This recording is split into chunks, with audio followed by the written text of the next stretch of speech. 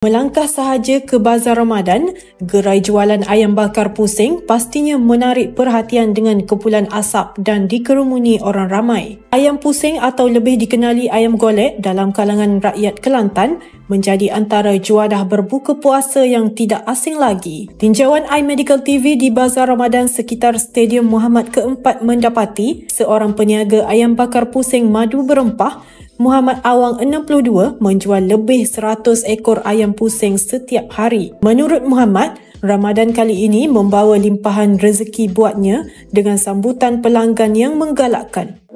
Ni tu mana kita boleh jual lebih kurang dalam 100 lebih lah. Dekat 200 ekor sehari. Kalau tengok tahun ni, Alhamdulillah, ada sambutan sikit lah. Kita banding tahun lepas.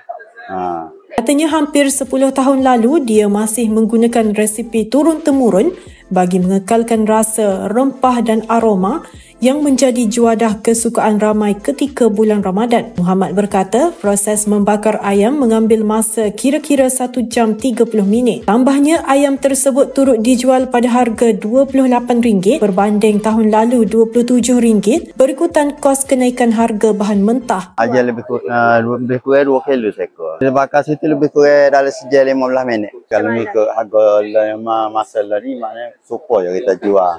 Mana barang mahal kita jual mahal sikit kan. Tapi sambutan tu sama je. Boleh jual mana tidak rugi. Kita tidak hanya ada orang beli. Tambah Muhammad, bukan sahaja kos bahan mentah yang meningkat, namun harga arang juga meningkat memandangkan dia perlu menggunakan kuantiti arang yang banyak untuk membakar ayam tersebut. Harga pun mahal tahun ni naik. Daripada 30 naik 40. Samalah semua barang naik.